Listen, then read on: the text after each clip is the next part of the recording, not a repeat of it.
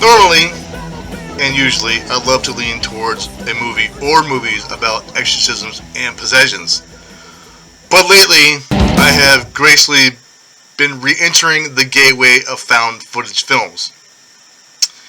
Ever since I saw a found footage film or movie called Area 51, I developed a huge dislike for the subgenre.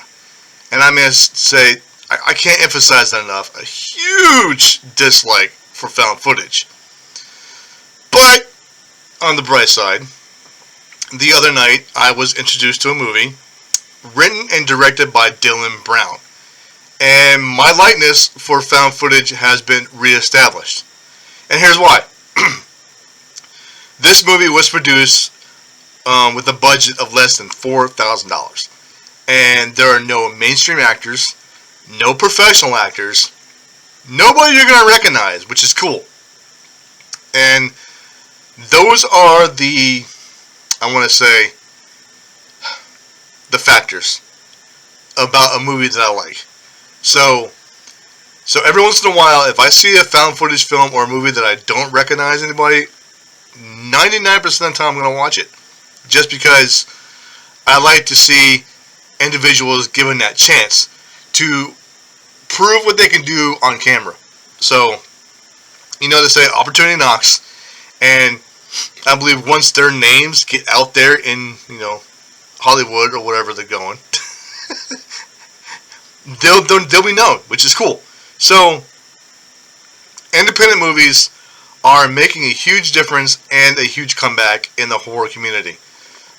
But this one, The Flock, is a fucking masterpiece.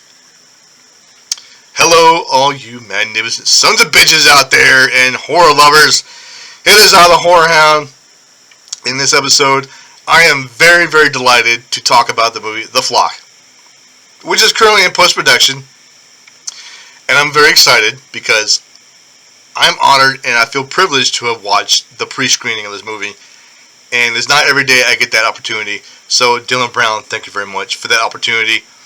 And here's my review. Here's the pulse about the movie. Here's the synopsis.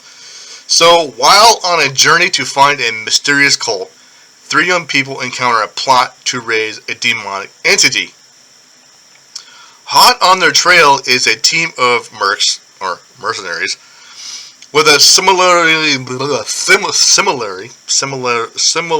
there we go, mysterious background, hellbent on taking down anyone who's involved in this shit. So, look out, people. Here comes some mercs on your ass. Sorry. The cult's leader, the leader's name is Crow. Which I think is pretty cool. I mean, it's better than being called, Fred Flintstone or Barney Rubble or David Koresh for that matter, because you all know what happened to him, right? Okay. So, that's not important. Well, it is important. The guy's name is Crow, but you'll figure that out once you watch this movie. So, what is important is how the movie was shot. In Reno, Nevada, Dillon Brown's hometown and surrounding areas, and we all know that in Reno, Nevada, there is some weird shit going on with cults and demon worshippers. So he chose like the perfect spot because it matches the storyline and where everything just takes place, which is really fucking cool. So, nonetheless, the synopsis of the film and the storyline is pretty fucking fantastic. To add, the demon that they're trying to raise supposedly does not exist. Well, the cult leader Crow is under the assumption that the demon is pretty much made up. Wrong! So, sorry Crow, the demon does exist. You're just too naive to realize that. And meddling around with the demonic shit is not to be taken lightly, my friends. So, if you're at home fucking around with a Ouija board, put that shit down, take your ass outside, and play. Or watch a movie, not a horror movie, just a movie. Comedy, rom-com, action, whatever. Nothing that involves demonic entities or Ouija boards. Otherwise, I'm coming for your ass. Anyway, don't bring that negative shit on me. And don't go crying to me when you have to sacrifice a baby in order to raise a demon. I warned you. So, meanwhile, I digress. Meanwhile, back to the film. Another part of the film that touches home for me and kind of just pulls on my heartstrings a little bit, hits me right here, is that Dillon has war veterans in the movie as well. Oh my goodness. And man, watching these guys brought back a lot of memories. My deployments in Afghanistan and Iraq, you know, the clearing, the CQC, all that shit. I never did any of that crap, but I've watched videos. But watching them, you know, doing clear left, clear right, open door, some odd meters. Yeah, it's great. It just, mine's like, whoo, flashbacks just rushing back into the military, which is cool. No problems. Those are the good times. So, I can tell just by watching these guys that they have done this a time or two. Or 20. For that matter. So, being a war veteran myself, Dillon Brown, you've got my respect. And I love how you brought veterans in, providing them the opportunity, showing the audience that, hey, veterans are awesome too. And they're not just, you know, grunts who cuss a lot. Well, maybe on certain aspects, you know, but it's just, in this case, they proved to kick ass. And I fucking loved it. Okay, so to this group called the Four Horsemen, well, the Holy Trinity plus one. That group was amazing and entertaining at most. I mean, the camaraderie they shared before and during the storming of the compound, it just brought back a particular scene in my head, and it was this one right here. Bye-bye, boys. Have fun storming the castle. Think it'll work? It would take a miracle. Bye-bye.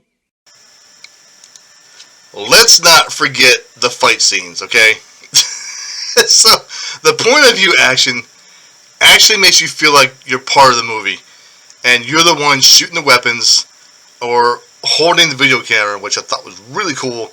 The whole POV aspect I thought was really done well. So, to me, that is genius. And the directing it just goes hand in hand, and I thought it was done really well. Dillon Brown, once again, thumbs up. But if it was me raiding the compound, I would have too much fun with it. More along the lines of Arnold Schwarzenegger in the movie Commando, just blowing shit up, just like this. I'll go!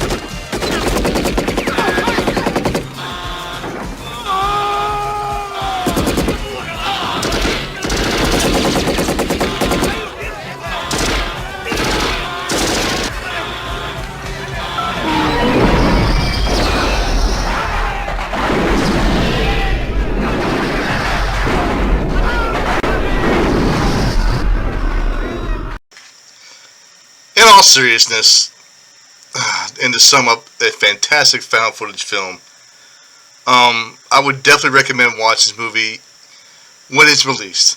So, Dillon Brown did a most excellent job writing and directing this film without reservations. I gave it 2 thumbs up. The Horror Hound definitely approves. The special effects were on point. They were not nasty. For non-mainstream actors, it was perhaps the best acting I've seen in a very long time in a found footage film. The POV cameras were very realistic, and the dialogue did not put me to sleep. So, that's a good thing! So, normally I get bored if the actors cannot act or say their lines. So, bravo to the actors and to Dillon Brown. There you have it, folks. You heard it first on South Jersey Horror. And if you have the time, go to YouTube and watch the trailer by following the hyperlink in the description box. And thank you all for watching, and thank you to those listening out there in podcast land. Thank you for all subscribing. Without you, this would not be made possible. This is the Whorehouse signing off, and I will hound you later. Take care.